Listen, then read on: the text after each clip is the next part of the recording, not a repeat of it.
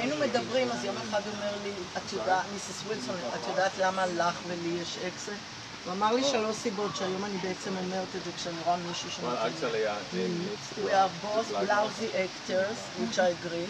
We are both very honest, which I agree. And the third one, which I agree too, we both like where we came from. We're here today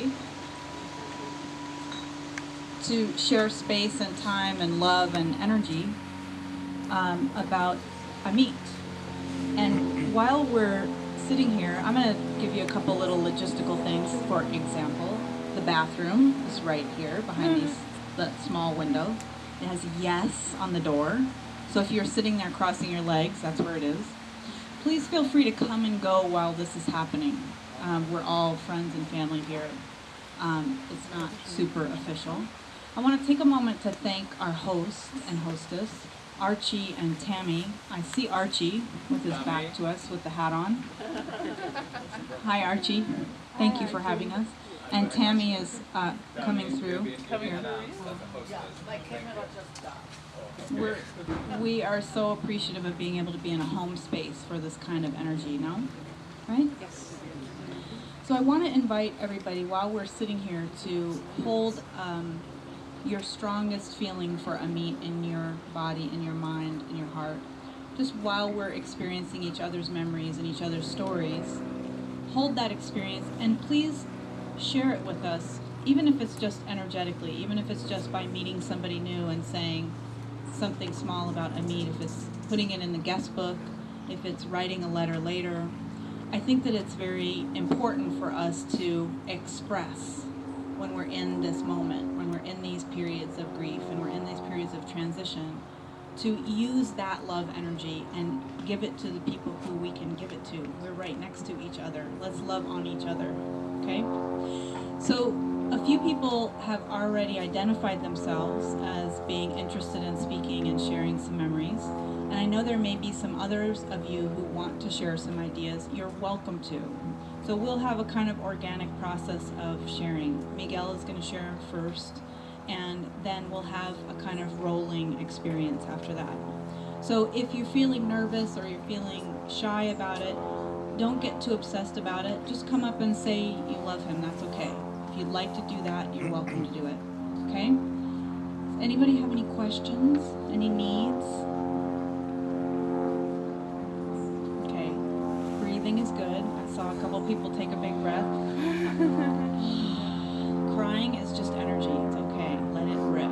And I know a bunch of people have Kleenex, so share. Miguel, are you ready? Well, thank you everybody for coming. It means a lot to me, and I know it would. All right. I was saying. Thank you everybody for being here. It means a lot to me, and I know it would mean a lot to Amit to know that all of his friends are here. And wherever he is, I know that he's smiling on us, so let's, have a good time. And I wrote something, and I'm going to read it to you because I don't know how to ad-lib, so we will read. I met Amit in 1997. He was in love at first sight. In all honesty, I fell in love with the coat he was wearing when I first met him. Uri Yaval, our common friend, brought Amit along to the opera one Saturday evening at the Dorothy Chandler Pavilion in downtown LA, and that's how we met. Okay. Maybe that's him. I had never seen anyone wearing a Burberry coat quite like his, not in LA anyway. Amit looked very handsome, very European and stylish. He had bought the coat I would find out later in his beloved London, and it was also a favorite of his. After that evening, we didn't see each other for a few weeks. Somehow, maybe through Uri, we discovered that we lived just a couple of blocks away from each other. I don't remember who called whom first, but at one point we got together for coffee and we clicked. We started seeing each other often. He would invite me to his place and I would reciprocate.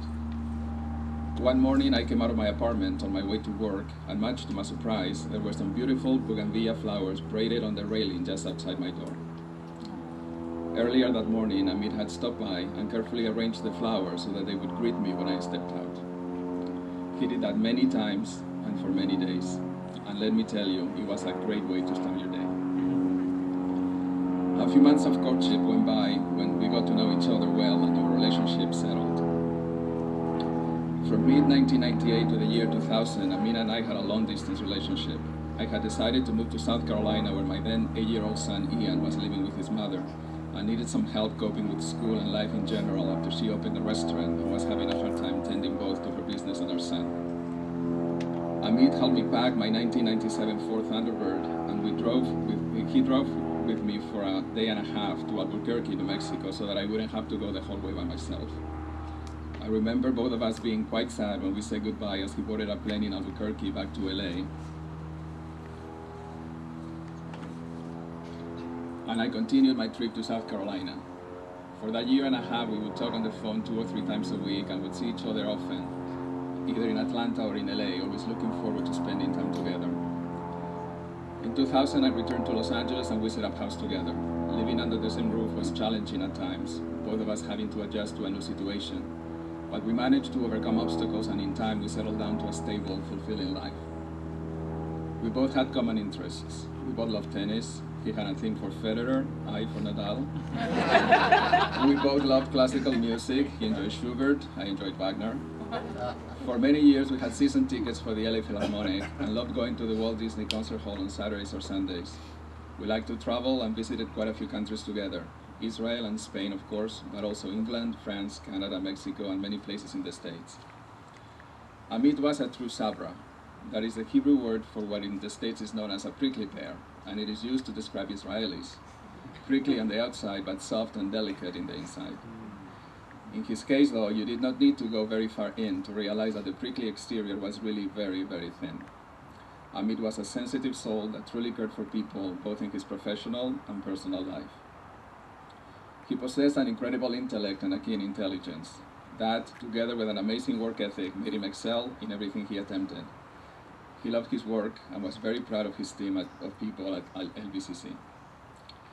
He was also very proud of the doctorate in education that he got in 2008. Those were years of intense work and study, which culminated with his dissertation about ableism. His sensitive side came out in his poetry, as well as in his art.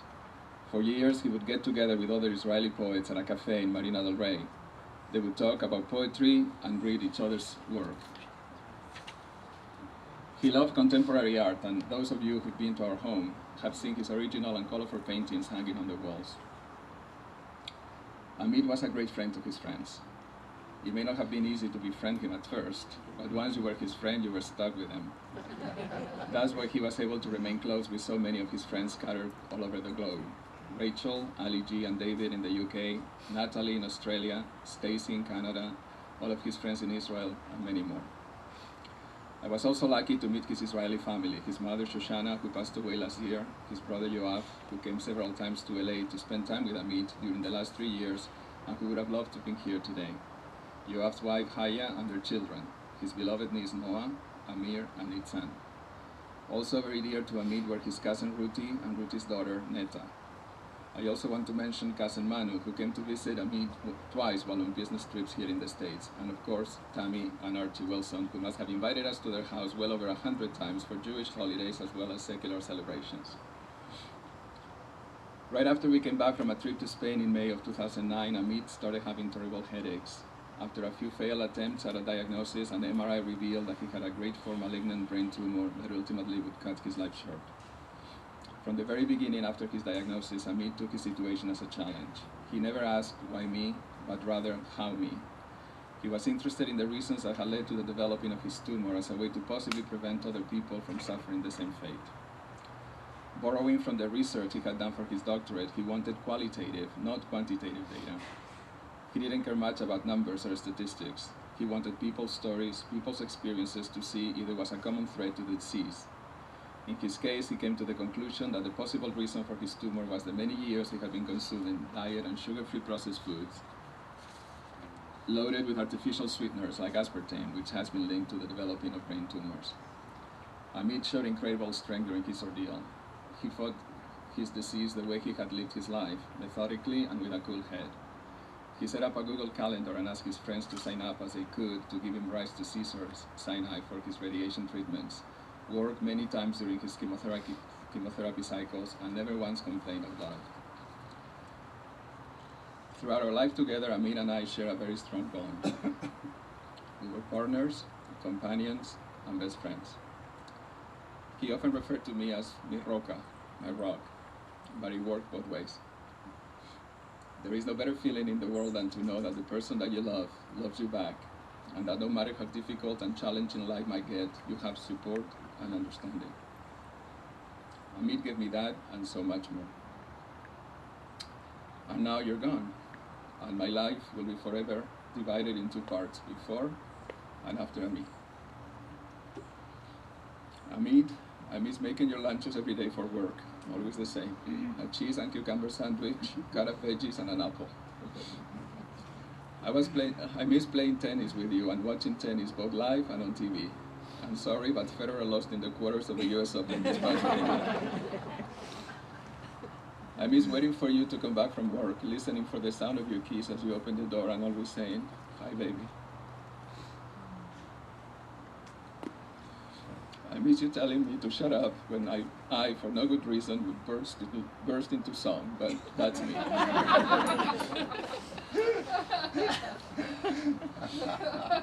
I miss your generous spirit, your grace under fire, and your genuine care for others. I miss you being difficult at times, stubborn and demanding, but that's because you demanded first a lot of yourself. I miss you being such a nice guy to my friends, taking the time to know them and never say no to doing things together with them. I miss you seeing me for who I am, faults and all, and loving me anyway. Now, part of your ashes rest in Israel, and part are here with us on that table today.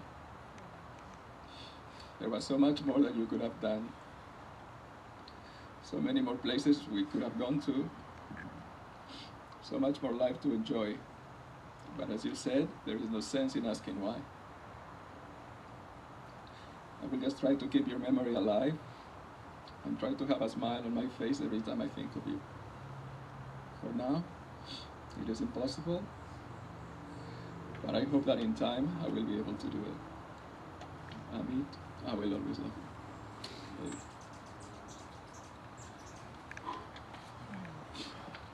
I have just a few people that I want to thank, okay? And then anybody who wants to follow me, Dr. P.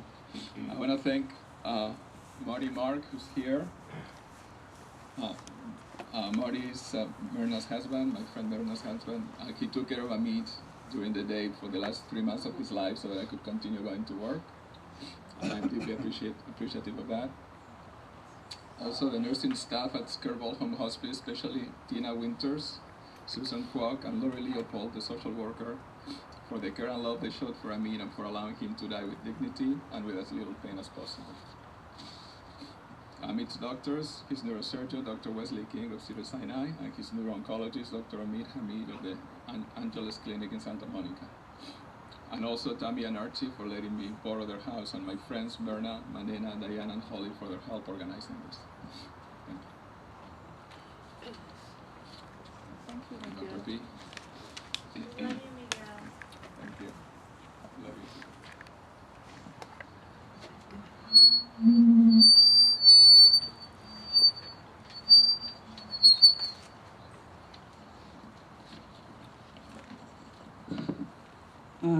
Like Miguel, I knew I needed notes for today.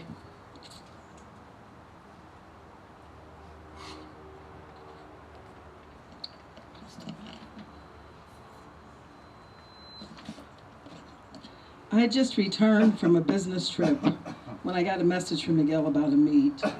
I was stunned, even though the last time we had shared together, Amit mostly rested. Somehow I was not ready to let him go. Over the next few hours and days, I reflected on Amit and his presence in my life. So I wrote this email to Miguel that I'll share with you today. It said, "Dear Miguel, in reflecting on Amit, who he was as a man, and his love for you, I quickly concluded that as a result of having walked part of this journey with Amit, I am a better person.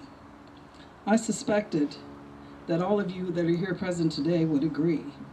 Amit also made me a better teacher, global leader, because as I worked with him, he awakened something in me that had been dormant for some time. He expected greatness from me and all of us and was never comfortable with less. Amit pushed himself, me, and all of those around him. Sometimes it was uncomfortable in the moment, but always rewarding and invigorating in reflection. As a teacher, I loved the challenge. As a person, I loved the essence of the man, his spirit, zeal, and desire to spread the good news of liberation of the soul through education of the mind. It was my honor to engage with Amit, and I treasured our Marriott breakfast mornings we shared together, and his tolerance of my shallow analysis of great tennis players. In the doctoral program at CSULB and UCI, Amit was a leader among his cohort and across cohorts. He was viewed as a hardworking scholar who set the bar for excellence and supported his peers with respect and care. The faculty respected his commitment to education, zeal for learning, and consistent discipline in his approach to his own research and that of others who preceded him. In all his choices at the doctoral level, he was driven by making a difference in his work and contribution to improving educational practice. I will never forget Amit, and I will always be here for you, Miguel. Please do know that while my heart is heavy, my soul rejoices in knowing that Amit is whole again and in a better place and space. God bless you, and be well, my friend. Finally, Dr. P.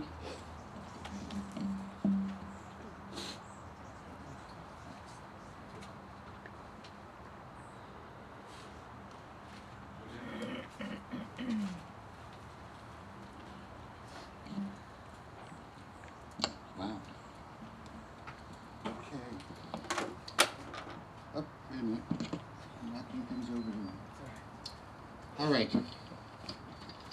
I know when I received the word of Amit's passing, I had to sit down and think about the years that we had spent together as collaborators, and I wrote up something for him, and I sent it to Miguel, and that's what I'd like to share with you today. So Amit, of course, in Hebrew means friend, like amigo in Spanish, he once explained to me. My friend Amit Shai, then Amit Shittai, came to Long Beach City College in 1995. He was something new on campus, and young, maybe 35 or 36. Here was a brash instructional technologist. His training was extremely unusual. The combination of instructional expertise linked with deep knowledge of the technologies with the potential for classroom use, which he had acquired as a graduate student at the University of Michigan. This simply hadn't occurred to most people in education at that time. He came fresh from the private sector, where he had worked as a leading educational technologist for the publishing company Davidson. That experience also set him apart from the typical career trajectory of academics. All the years I worked with him, he would refer to us academics as content experts, which was kind of condescending, I always thought. In any event, he was ambitious and energetic, eager to work with faculty to bring innovative instructional techniques into the classroom. But most of the faculty leadership scratched their heads on how to work with him. Given most instructors' technological backwardness, many were suspicious of his agenda. It didn't help that Amit had a brash, painfully direct style of communicating. So very quickly, Amit determined that he would be in for a long haul with us. There would be many conversations I sat through with him where he lamented the lack of understanding, trust, and cooperation he received at the hands of some faculty. 1995, that was the pre-online instruction era. The internet was just entering our awareness, as was email. Few instructors had computers. Even fewer students were using them. The focus of instructional innovation in those days was on computer-based courseware, typically standalone products designed to accomplish some specific instructional purpose. When Amit hung up his shingle on the second floor of the library building, it was as a computer courseware development expert. In those days, professional development was in the hands of human resources at the college. And it had an energetic advocate and a woman named Rose Dosta, who became my wife.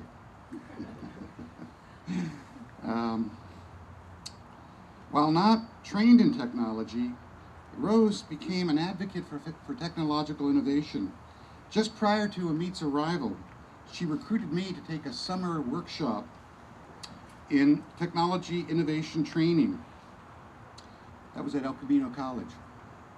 The courseware was called Drivetrain, and it was something that worked terribly. It was garbage. It had more bugs than a front yard lawn. Still, I pasted together something awful from the workshop, which immediately turned me into the faculty expert on computer-based courseware. My little project was the first thing I showed Amit when we met. It quickly went into the trash heap, and that was the end of that. If we were going to be courseware developers, we would use a program called Authorware, a powerful software with a much better record of development. Who knew? Amit, of course, knew. What followed in those years from 1995 until 2010 were for us among the most productive and creative of our professional careers. We became a genuine development team. He asked me for courseware ideas. I came up with 4: a tutorial, a simulation, a database, and a writing tool.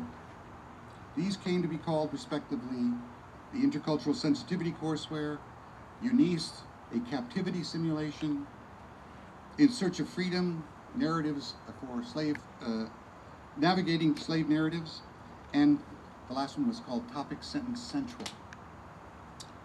For each project, I had to undergo what I called the Amit process. This process was grueling. Amit was a taskmaster with a clear idea of what one had to have in place before any actual programming could take place. He called these deliverables. Where are your deliverables? Like the question that always haunted me. Collectively, these were the detailed descriptions, justifications, and scripts for the products that we would create. All of this, of course, utterly foreign to this academically trained historian. But Amit would accept nothing less. And he insisted that these products be sound, carefully thought out documents. He could be brutal in his critiques of my early efforts. One learned humility at Amit's hands.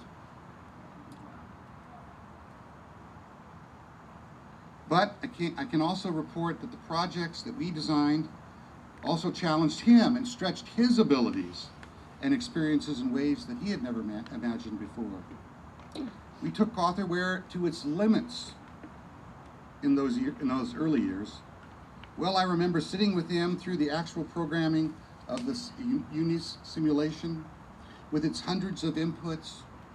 We were like mad scientists building an educational Frankenstein.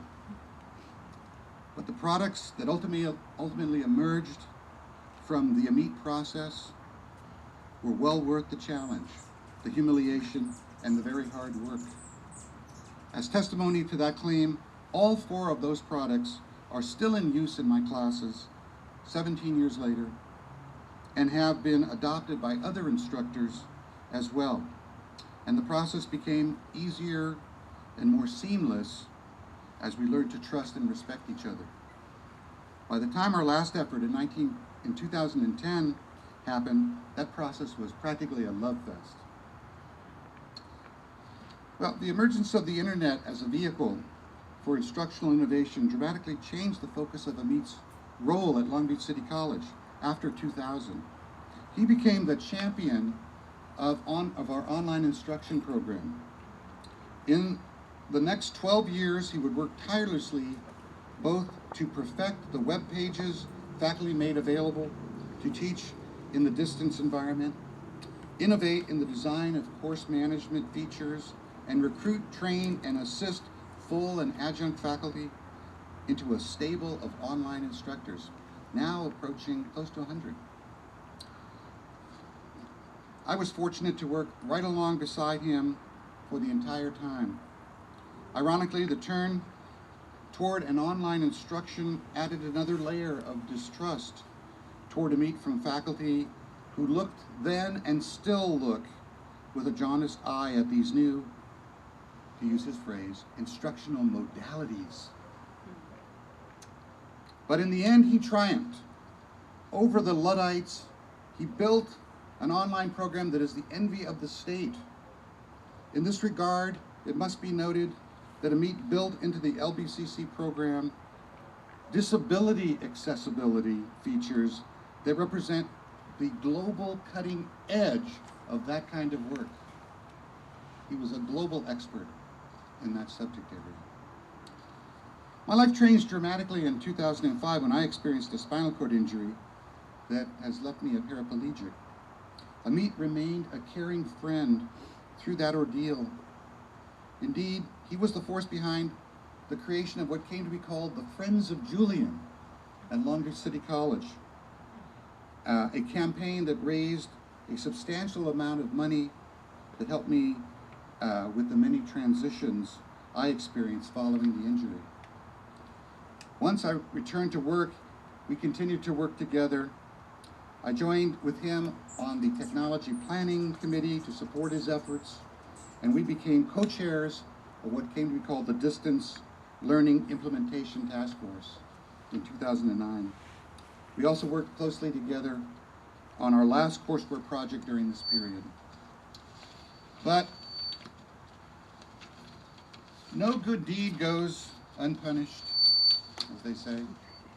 It seems to me particularly cruel that Amit came down with a brain tumor just as he had completed his doctorate work and was rewarded a doctorate in that year. In my view, he was in a prime position to become a new associate vice president at Long Beach City College for technology when that awful fate befell him. What might have been haunts me.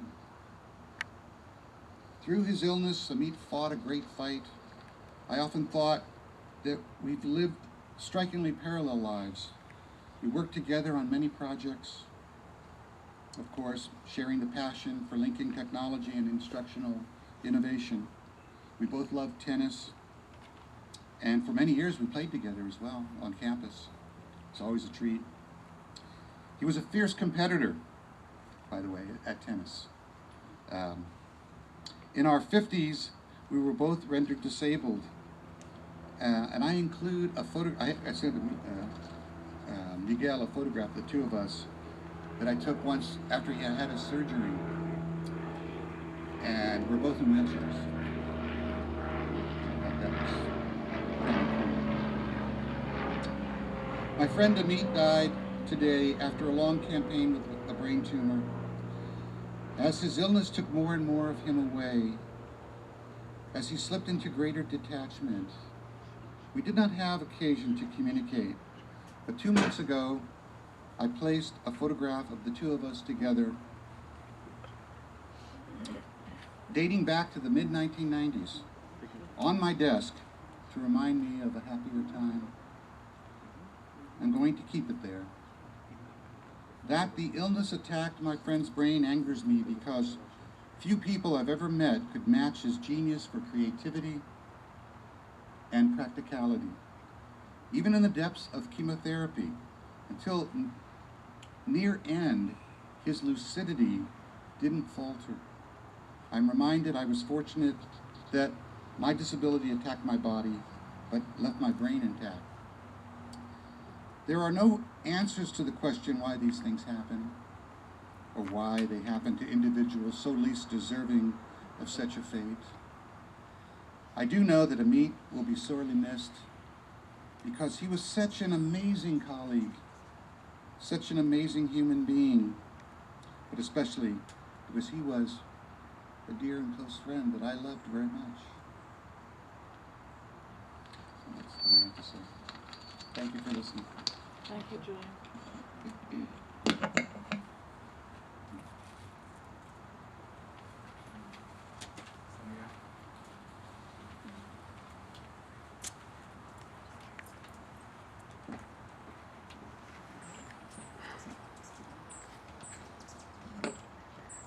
Hello, everybody. I'm Samira.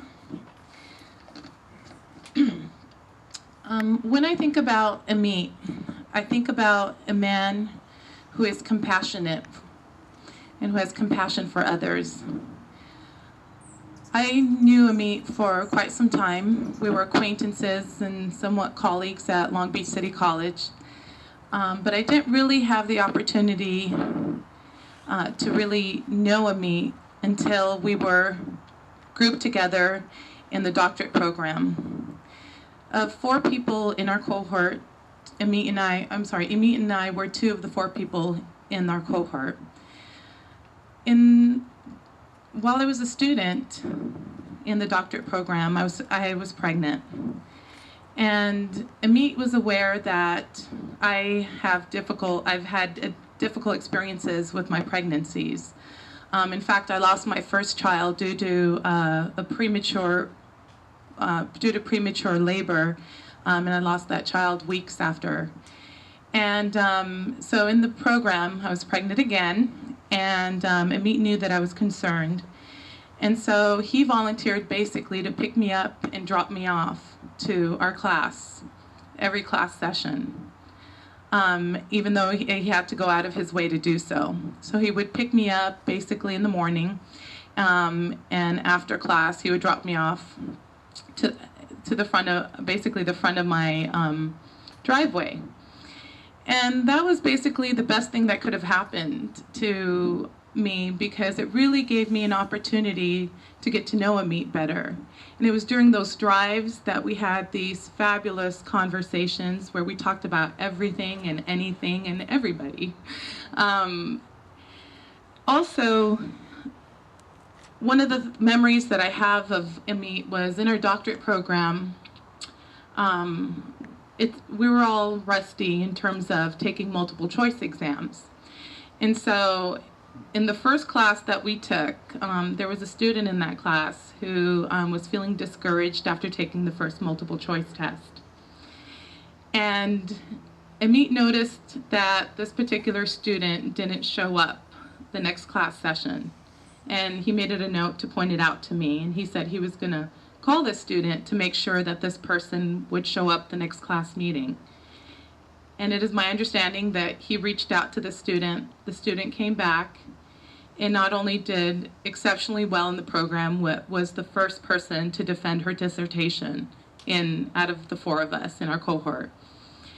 And that's just another example of just his compassion and his awareness of the struggles that people are going through, and his ability to reach out to people when they are in circumstances that they may feel may be challenging to them.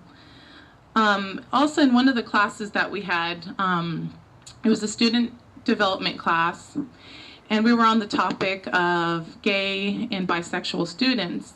And I remember Amit raising his hand and saying, "What about the transgender students? What about the transgender students? They have a voice too. They need to be included in the curriculum." And so he basically was an advocate of making sure that everybody had a voice. And he was very sensitive of that, and he understood how rhetoric and in language, the language that we use to talk about people, how in the language itself, the language itself creates in-groups and out-groups, and he was very sensitive about that.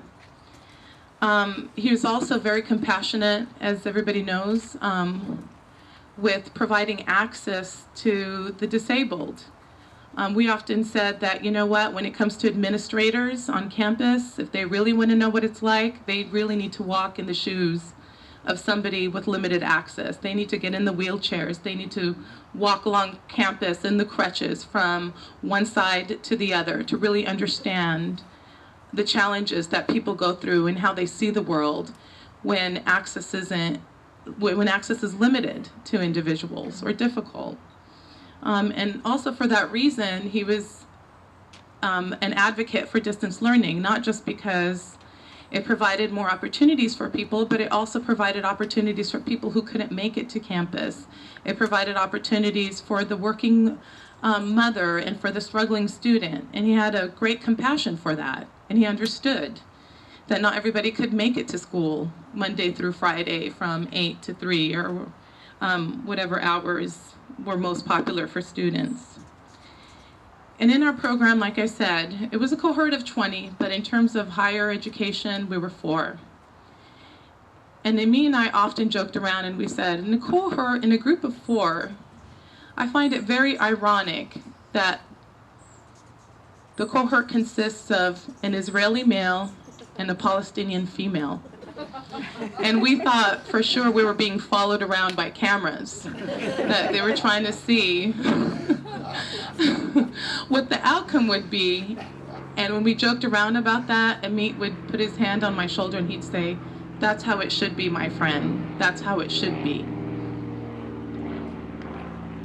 Amit is very modest.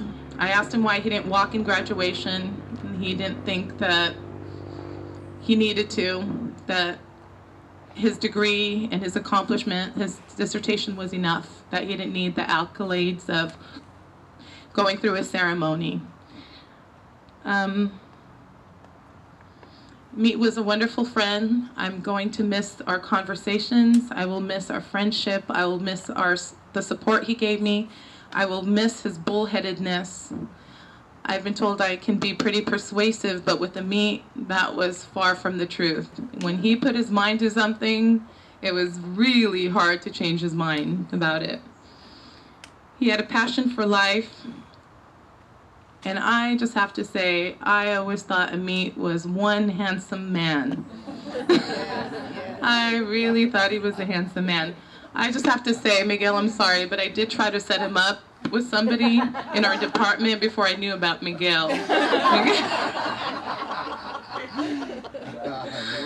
that's how I learned about Miguel. He said, "I'm sorry, Samira, but I'm in a relationship." And I said, "Oh, I'm sorry." So I love you, Amit, and I'll miss you. God bless you. Thank you.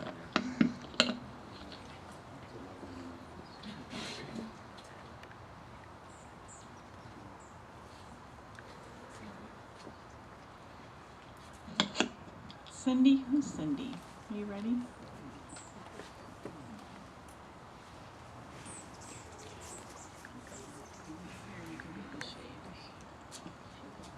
I guess I should thank Samira for protecting my confidentiality because I was a student that tanked the exam.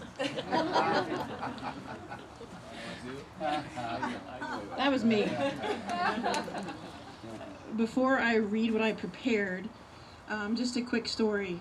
Any of you that have ridden with Amit in his car, and I had the chance a number of times over the last 6 and 7 years, he had this turtle sitting on his dashboard underneath the windshield. And so I finally just asked, "What's up with the turtle?" And he said, "It reminds me to go slow. I drive too fast." And so I totally bought that story until I went to his house and saw all the turtles at his house. I guess men don't like to admit that they collect things. But what happened is after Amit passed away, I was over at, seeing Miguel. And as I was walking out of the house, leaving, I just asked him, "Look, if you ever can part with any of the turtles, it would mean a lot to me to have one." And he took me back inside, and he let me pick out the turtle of my choice, which was very huge for me. And so I picked this one that now sits on my dashboard underneath my windshield when I drive. And I brought it today. All right. When I sat down to write this, I had no idea how hard it would be. What could I say that would properly honor a man that has accomplished so much, inspired so many, and loved life so completely? When I met Amit, we had just been accepted into the UCI CSULB doctoral program, and it was the summer of 2005. I didn't know any of the students in my class, but we had all exchanged phone numbers in case we needed to contact one another. And early on in the program, I left early one night because I wasn't feeling well, and you all know why I wasn't feeling well that night. And I didn't really tell anyone the specific reason why I was leaving. But the next day I received a voicemail message from Amit. It was the sweetest, kindest message I have ever been left by someone I barely knew. He simply called to check on me and wanted to know if everything was all right. That was the first moment I fell in love with this man, and I'm so proud to call him my dear friend. I'm so very grateful to have shared the next 3 intense and stressful years of my life studying with him, learning from him, and being challenged by him. I do not think that anyone in our cohort would disagree that Amit was the star student in the group. He was the one who annoyed the rest of us by creating and presenting these elaborately complicated data arrays that none of the rest of us could follow. As my partner Mary and Amit's partner Miguel will both attest, Amit and I spent countless hours together during our time in the doctoral program. In fact, Mary often laughingly referred to Amit as my boyfriend. I will always treasure these memories because it was during this time that Amit and I not only became colleagues, but we also became co-workers and confidants. We would have intellectual debates, discuss important world issues, and talk about our personal and professional lives. During this time, Amit would spend hours trying to convince me to quit my job and come work with him on creating what he called the World Community College.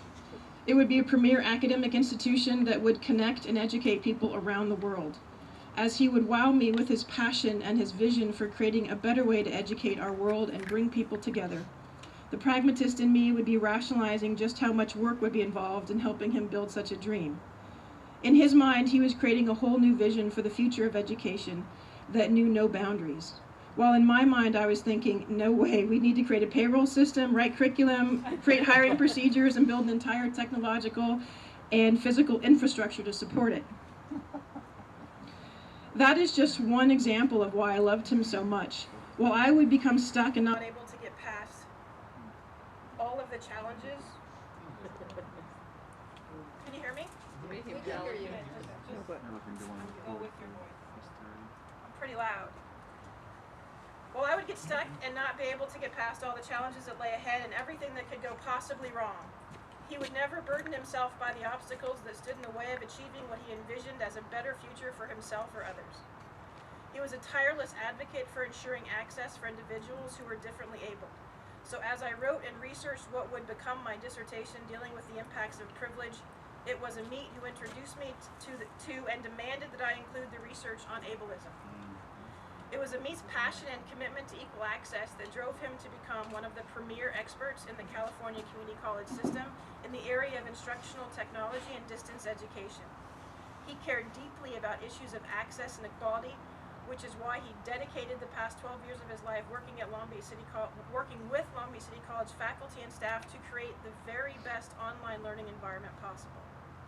Everyone at Long Beach City College knows the standard of excellence that Amit committed himself to and was well known for.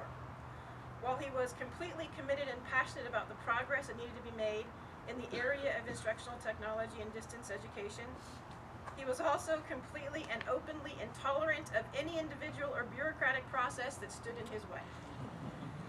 After Amit passed away, Miguel asked me if I would go to Amit's office at LBCC and pack up his things, a task I was honored to do. As I packed up each of the many awards he had been honored with and the mementos he had been given by colleagues, I was struck by 2 overwhelming feelings. First, I was struck by how truly loved and appreciated this man was, both by his friends and his profession. And second, I was overwhelmed with the sadness and loss for a world that will be left without his talent, without his intellect, and without his passion. I was so very blessed and fortunate to have this man in my life. The legacy he has left is both permanent and profound. His friendship and his love changed and influenced my life in ways that have forever altered my view of the world, my understanding of diversity and equality, and my commitment and responsibility to improve the lives of others around me. There was no one quite like him. I mean, seriously, who else do you know that would change the spelling of their last name not once but twice in their lifetime? This was just another example of how truly special and unique he was. To this day, Amit remains the most intelligent, the most sensitive, and for full disclosure, at times the most obstinate man I have ever known. Amit, I am forever grateful for your love, for your friendship, and for the indelible mark you have left on my heart and in my life. As I wrap up my remarks and my feeble attempt to honor a man who accomplished so much, it is important for you to know how much Amit loved his partner, Miguel Garcia. During our many heart-to-heart talks, Amit often told me that he could not live without this man in his life. This was because of the unending and conditional love and support Miguel provided. I once heard the saying, behind every good man is a great woman. Well, behind this man was a great man, except for that hat.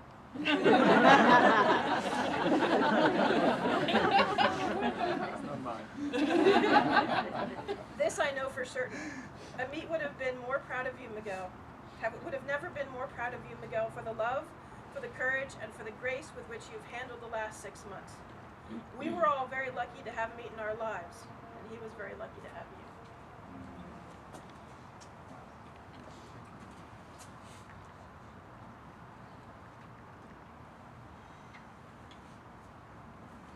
Taking my turtle before I forget. That's it. I got mine. You need help? I'll just be a minute. Yeah. You wanna stand there? Or you can sit there. Yeah. Oh, the microphone's not Well, working yeah. anyway. Yeah. Alrighty. I'll just do it from here. That's what Amit would say. Just stand there. Just stand there. Alrighty. You know what? If with your permission, I'll just step a little back so I'm not facing the sun. This is cool. Thank you. Okay, I'll sit down. Thank you. It'll be easier for me. Sorry about the drama with the crutches and all that. Alrighty. I'm gonna read like everybody else because I spent most of the night.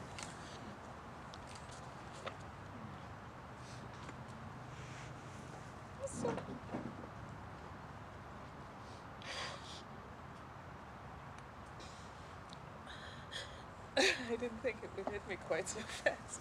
I spent most of the night reading a whole stack of letters that I have that Amit wrote to me back in the late 80s. Amit and I, we both grew up in Jerusalem. I'm actually in Yoav, his brother's age group. Amit was a couple of years younger than me, but I've known him since high school, and at one point, around 1984, I had gotten a divorce, and he came to live with me in my apartment as a roommate, and we remained roommates until he left for Ann Arbor in 1986. And I remember the first night that first night that he moved in, when I came home from work, and the light was on. And it just felt so wonderful to think that Amit is there and that I wasn't going to be alone for a while. And he had a really... Okay, this one I'm going to start reading. So, we were in our late 20s, which were so magical, perhaps despite the end of summer, much like now. The late summer days of our youth. We hung out in the Artist's House Cafe for hours and days on end. We played ping pong at the offices of the Voice of America, which was a memory Amit was particularly fond of.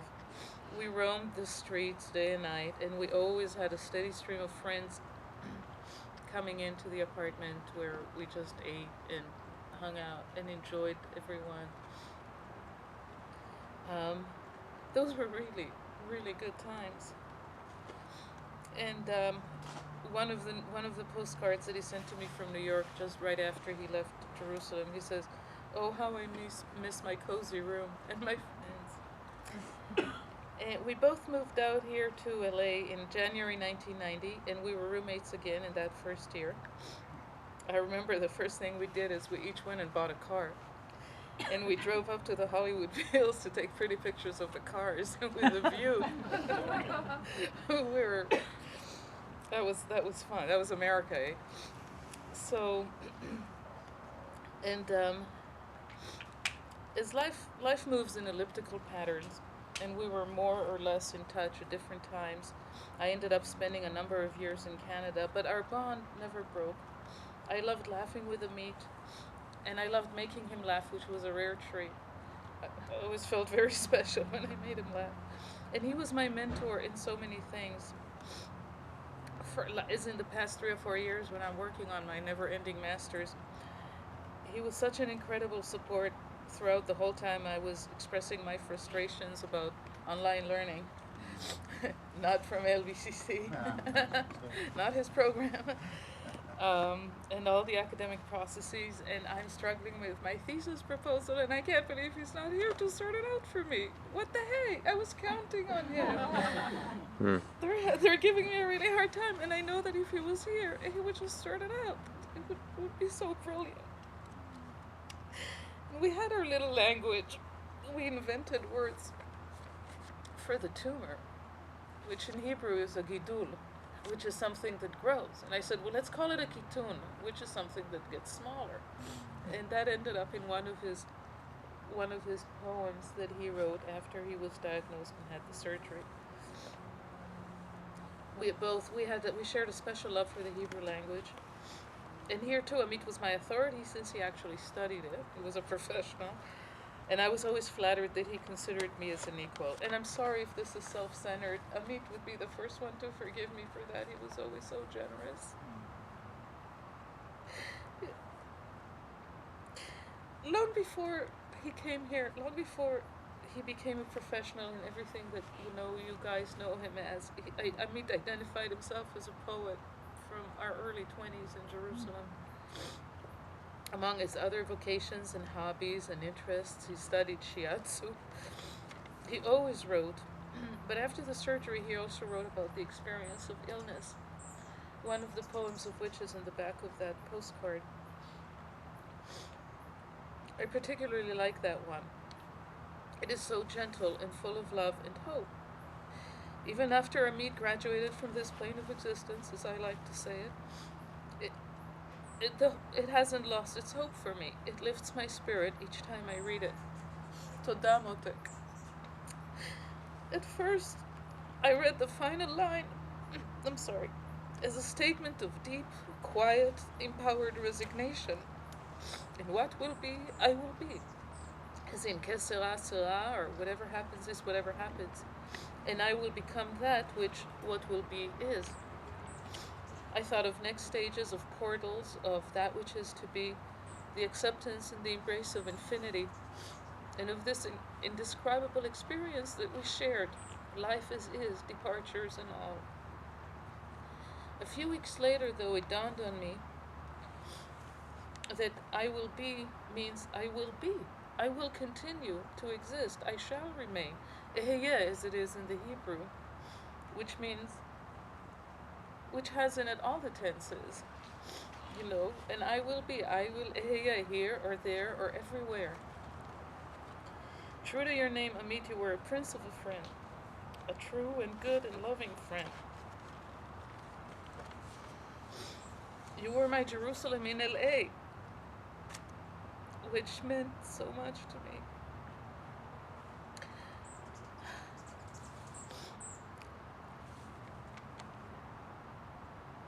In Jewish tradition, the soul, there are 3 souls really. There is the nefesh, which is in the blood. There is the ruach, which is the physical inspiration of God as he created man. Animals were created according to tradition by the word, whereas man was created with this inspiration of breath from the godly, from the divine principle.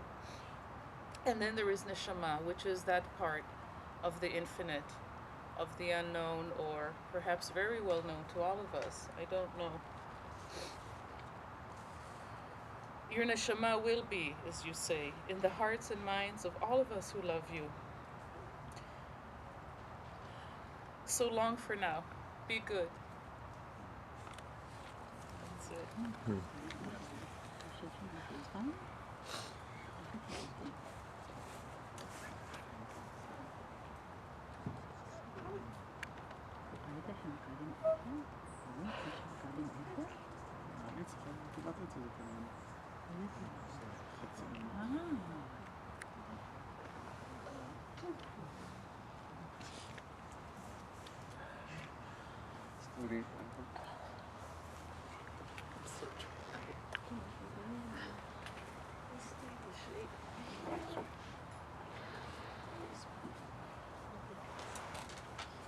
Hi, my name is Uri, and I was the matchmaker.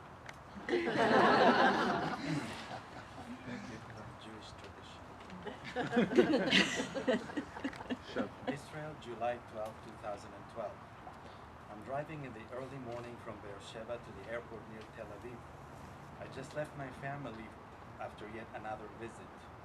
Family visits are usually happy yet complex, and saying goodbye has never been easy, despite my 26 years of experience in doing so. I'm worrying about beating the awful morning traffic and making my flight on time as I'm passing a slow truck on the highway. It's going to be yet another scorcher of a day, but at this early hour the air is still cool and the night fog is only starting to burn off. Not far from the road there is a tel. A tel is an artificial hill with a flat top, and it's where an ancient biblical city once stood, and now it's covered by millennia of dusty soil. Israel and the Middle East are dotted with them, and they are part of the landscape. As I drive by, the tel's flat top sticks out of the fog surrounding it. On the radio, a popular song from many years ago, God has given you the gift of life on earth. I'm not sure Amit cared for this song with its rather banal lyrics, but as I'm driving through the beautiful and problematic land where he was born and raised, I know that the gift of life is soon to be taken away from my ailing friend. I know that he won't get to see the fog dissipating around the tel anymore, nor will he get to see his Jerusalem again. I cry my eyes out as I drive. If I'm not mistaken, I've known Amit for some 24 years. Our friendship withstood the test of time, of life's unpredictable turns, and unsurprisingly, some disagreements that we always manage to overcome. I know that this is supposed to be a celebration of Amit's life. However, I'm not sure how to celebrate such huge loss. I guess I should hold on to the countless memories and the fleeting moments that I was privileged to have spent with him, and somehow find the ability to go on with life and its unpredictable turns. Miguel, thank you for insisting that I say a few words today. I apologize if my words are not exactly celebratory. My friendship with you remains intact, and I hope that our common memory of Amit's life only brings us closer. Thank you.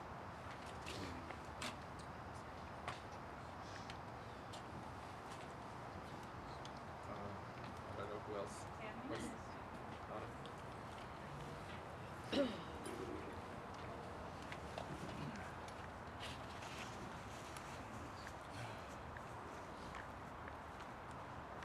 Hi, I'm Dana, and I'm part of that poet circle that met at Panini's in the Marina del Rey for, I think it was 3 or 4 years. We did that off and on with Amit, and that's when I met Amit for the first time. I don't remember what year it was, but I just know that it was such a treat for the 4 of us, and 2 more sitting over there, Dvorah and my friend Ron here, the green shirt. And I think when Dasi said that Amit was her piece of Jerusalem here, there's something very, very profound and poignant about expatriates who share not only so many memories of a crazy, vibrant country, but somehow of a crazy, vibrant country, crunchy country that sort of disappeared on us in a way. Just meeting and rejoicing in the language was an amazing experience, and meeting Amit. So it's like I knew there, sort of in the marina where he lived, was another little spot of light for me to feel surrounded with a love and a commonality, a connection. Amit was, as Darcy said, he was kind of a poet very early on in his life, and was actually published in a very reputable literary magazine. And Devora, or he brought us some copies of those poems while reading his contemporary poems as well. Now, one of the funny things about, so I'll come to those poems later, because there's one that I found kind of fitting for this occasion to translate and read to you. But Amit was he was a master of tzimtzum. How do you say tzimtzum? Of distillation. Distillation. So I didn't translate this one, but I just wanted to show you. My friend Dvora, our friend Dvora, wrote this poem, and he took the poem and he wrote this. And he wrote to her, I wrote a poem of yours, and it actually it became a pretty wonderful poem. It became pretty good. It's not that the other one wasn't good, but that one was good too. At times, though, the poems were almost so short as to be cryptic, and we used to push him to be more, to open up a little more. We got to hear quite a few of the cancer poems. We were amazed at the bravery, at the spirit. It was very inspirational. It was heartbreaking also.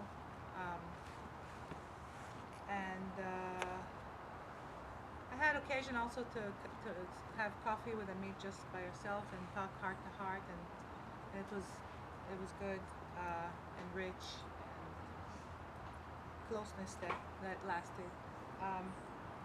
So I'll just read to you this poem was published in, I think, 82, or he wrote it in 82. It was maybe published later in a literary magazine. It's called Iton 77, newspaper 77, that's the name of it.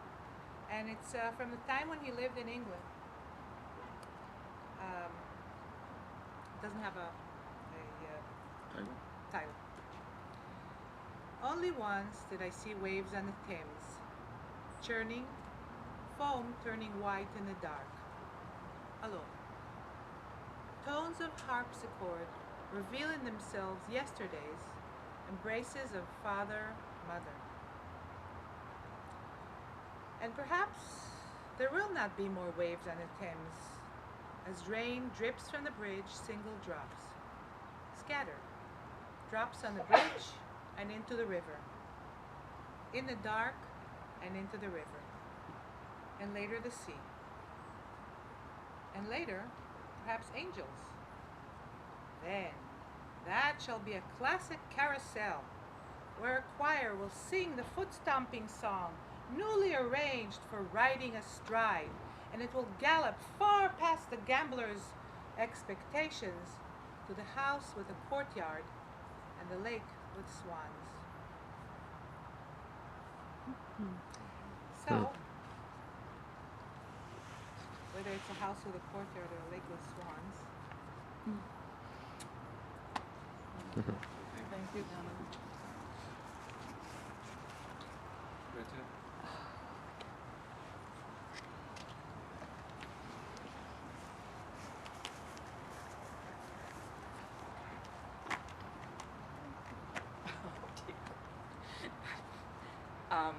I met Amit the day after the earthquake in 1994 when we both started work at Davidson.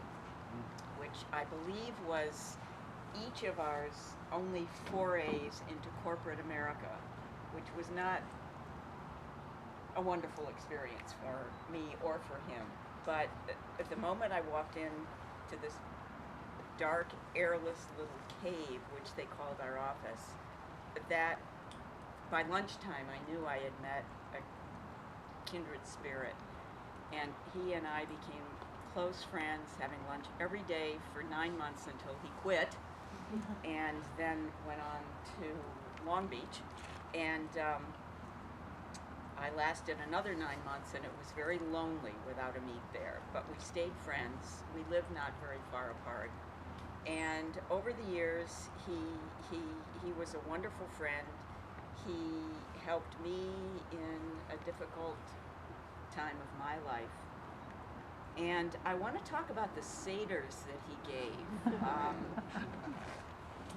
which have been a real high point for me. The booklets are over there. I can't remember when they started. I can't remember when the first one was. One is 99, but it might have been before that. Yeah, there was, I think there was one or two without the booklets.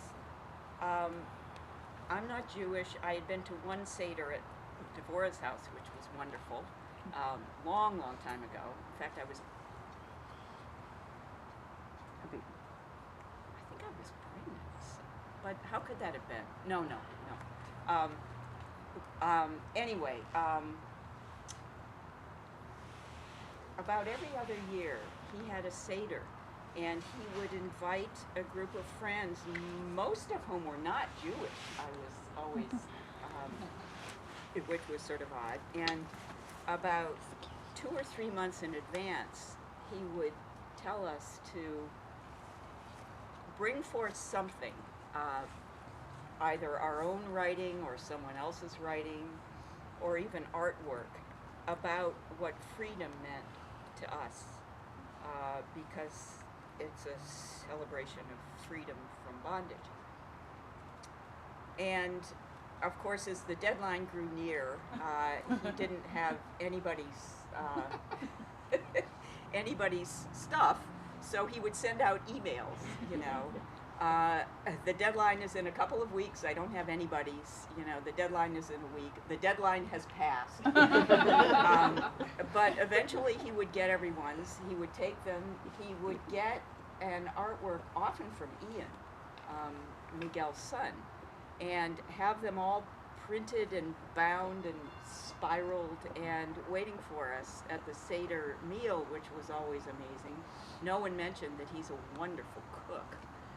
We would have these feasts spread out for us, and we would each read our offerings. And as the years went on, and some of us came multiple times, he would print the old ones as well.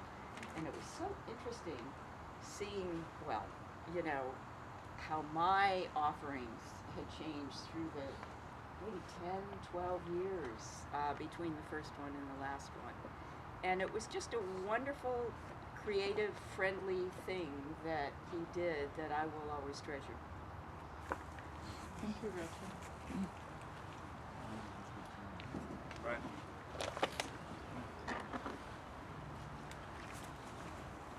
Hi, I'm Ron, and I was in the same Hebrew poetry group with Amit. I just wanted to add one addendum to kind of Dana's story. It kind of links together a few things. I'm not sure exactly what it means, because obviously there are people here who spend more time with Amit in a week than I did in a lifetime. So I would not put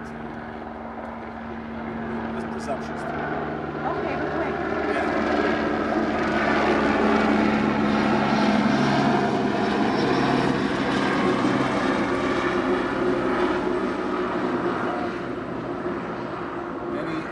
Many people here kind of mentioned Amit's demand for excellence, and as Dana mentioned, in the case of writing poetry, being short and to some degree almost cryptic, I think to him was kind of synonymous with quality.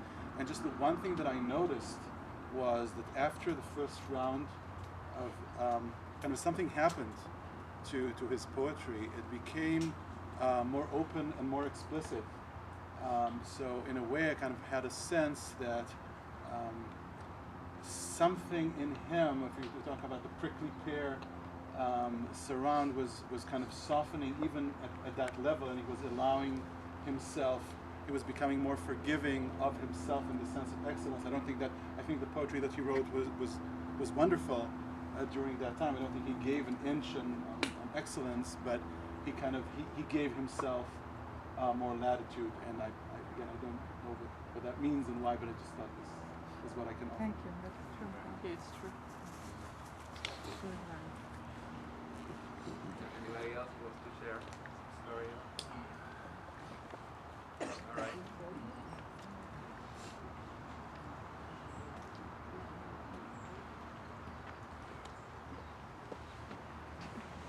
Hello, I'm Fred, and I work with Amit at Long Beach City College, and I can't really imagine the college without Amit, what it would have been like if he had never come.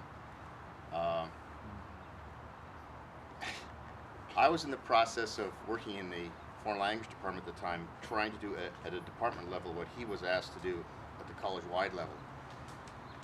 And I can't imagine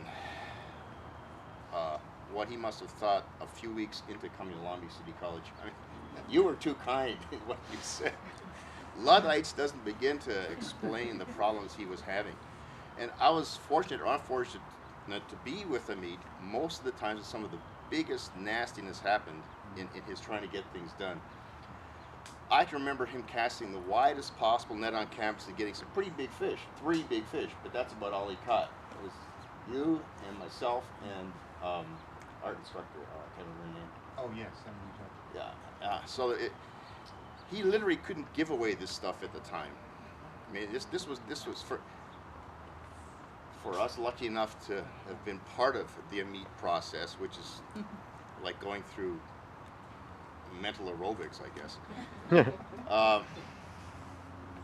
At the other end of it was this fascinating end product that you almost forgot how much work it was, and I actually had to do some of the data loading and come up with the deliverables, and it was just the way it was. You had to do that to get this product. And we had a product in the end called Cognates to the Rescue, which was, and all of Amit's stuff was actually as good or better than anything you could get commercially. In fact, at that time, you couldn't get stuff commercially as good as what Amit was putting out. And I often wonder, what would have happened if he'd actually gotten popular? You know, it's mind-boggling to think that if people had actually gotten into the program with Amit, what could have been accomplished in education. But then our college is noted for 2 big failures. One was to miss the video revolution of the 80s and Amit in the 90s. Probably all be rotting in hell for those, but it's not, we tried. We really did try, and Amit tried. I remember Amit was the toughest SOB I have ever met, because every time somebody said no to him, he would come up with a way to make it happen. He couldn't get video done because the people that were supposed to do the video for him, this is before I took over the area, by the way, the people that were supposed to do the video wouldn't do it. There was no explanation. No, we just don't have time. So he said, you won't do it. That's what you're paid to do. You're supposed to do it. No. So he wrote a grant and got a camera. Did it himself. Captioning. No, we can't do that. We don't have time. Wrote a grant, got money, had it done commercially. And it went on and on. And every single block that was presented to me, he figured a way around it. And I don't know, his legacy, those of you who know about his professional success and stuff, you realize he was fantastically successful at what he did. But the real story is how hard it was to get there and how tough he really, really was. And I miss him.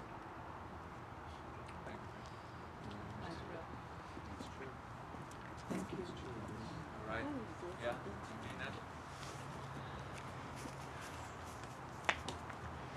Hi, my name is Tina, and I didn't know Amit on the intellectual level like you guys did.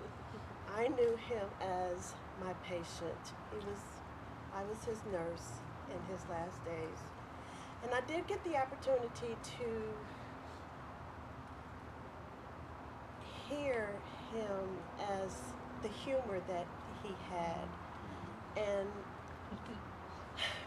the first day when I walked in, he said something real jokingly to me, and I told him, I said, you know what, you're my father. My father is just like you. It's like he didn't accept the fact that he was declining, and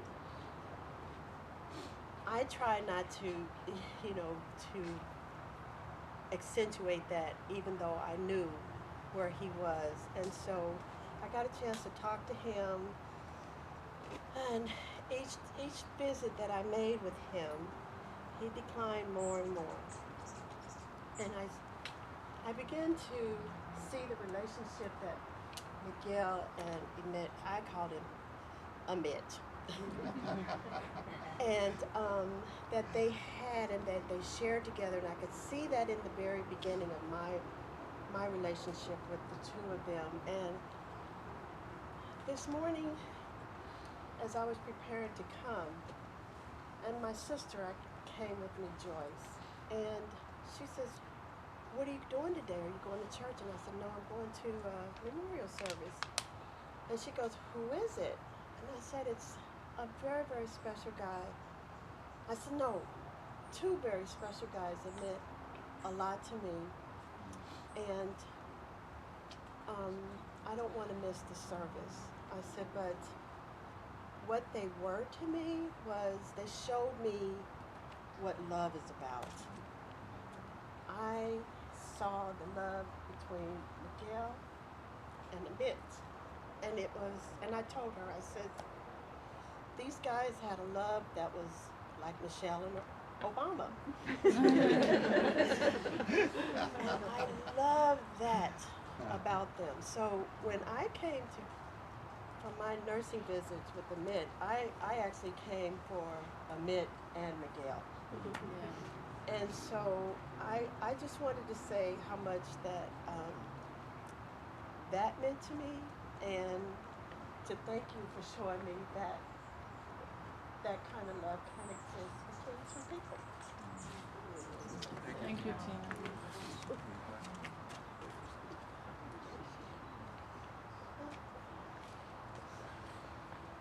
This is Tina Winters. I mentioned thank you before you came here Oh. for all the fantastic work you did. It was my pleasure.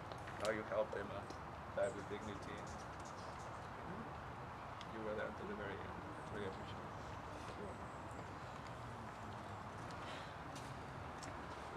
Anybody else?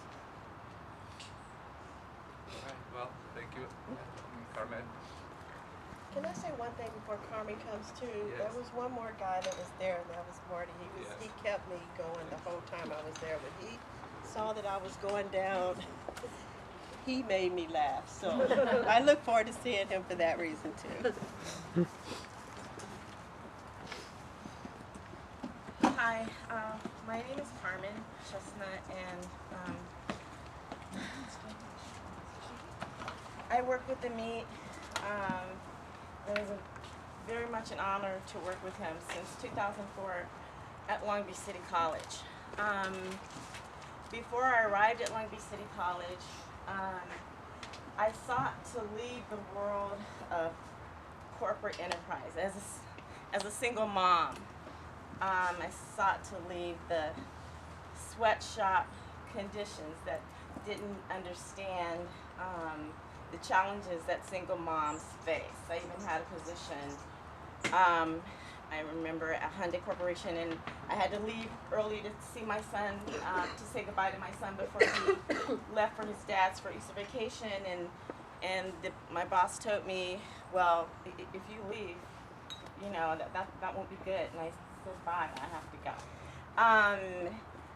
So I heard many good things about Long Beach City College, and during the long interview process, I looked at the site and I saw, oh my gosh, there's like really something innovative here that's really going on. I really hope I could be a part of this. And I had interviews where I talked a lot of techno babble and showed diagrams, and I would just get blank stares from the directors. But with the meat, I could tell we were speaking the same language. And so I was really excited when I was offered the position, and really happy, even more so, to see that he was so compassionate about my needs as a single mom. And boy, the drive was there. It was really hard to keep up with him. And I learned a lot. Like I said, the drive was there, but whenever it came to, you know, I need to, he got me, where a lot of people did not. And whenever it came to, well, can I leave early because never question asked. Never question asked when it came to my son. Maybe when it came to me. And I have to say that I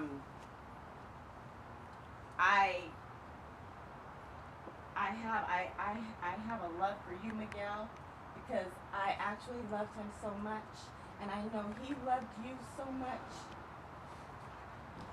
And so I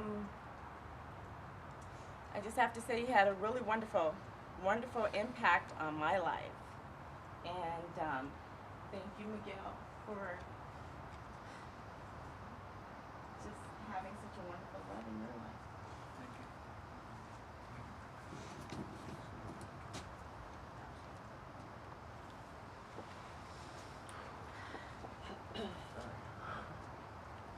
So, anybody else who wants to say anything?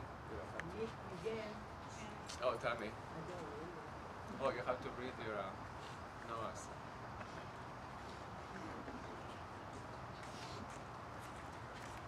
I'm the only one who's going to read something I did not write. This is Amit's niece in Israel, Noah, who was, I think, his favorite. Amit, about 15 years ago, I sent you a letter to my uncle in Los Angeles, and I wrote that it was strange that I barely knew you and that I would be happy to do so. Since then, you and I have been in constant contact. It started in letters, turned into weekly emails, and several years later, after I visited for the first time, it can be said that you and I became very close family members. One of the advantages that you lived far away was that for the last month, I could imagine every once in a while that nothing has changed. I have an uncle in Los Angeles. He's wonderful, smart, and talented. Lives in a small apartment not far from the beach, which is full of creative art that he made. He knows Los Angeles like the back of his hand, and always drives with the music on and the windows open. God forbid without AC. He likes his work very much, something about computers in a college.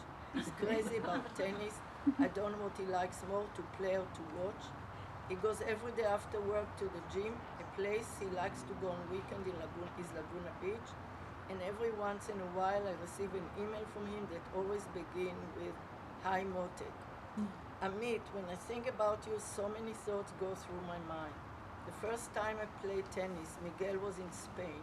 You didn't have anybody to play with, and I didn't want to bail on you. The number of times we ran outside the court to bring the ball back does not need mentioning. But in spite of all of that, you somehow decided that I have a potential. And also how you invited me to fly out for the weekend from summer camp with the excuse that Tammy's son is getting married, who I didn't even know, just so we could spend the weekend together. It's not like I'm in the US every day, or how you and Miguel came to visit me in the camp and you took me for a fun weekend in San Francisco, of course, which was amazing. There are a lot more of those kind moments of memories of how your claustrophobia, which I didn't know, always made you sit in the worst seats in the movie theater, and how you always used to make up names for yourself in restaurants, so no one will get tongue-tied trying to pronounce your name, and mostly the heart-to-heart talks we would have deep into the night. You never let me feel we were different ages. Even though you were far physically, you were close in other aspects. You always wanted to know how we were all doing and what was happening in my life, school, work, and later about Amos and the kids. You made sure to be close in touch with me and my father and grandmother back then. Even in the last few years when you had enough things to worry about, you always gave me the feeling that I'm important to you and you made sure you were updated on everything. Amit, I admire the way you dealt with your illness. You were always optimistic, you focused on life and the treatment and not the chances and percentages, and you went on as usual until you didn't have a choice. As much as I thought I was prepared, the notice of your death left me with great sadness, and the fact that you're not with us anymore is very hard for me. I'm grateful that I was able to see you and say goodbye near the end. For me, you'll always be my close uncle in Los Angeles, and I miss you a lot already. No.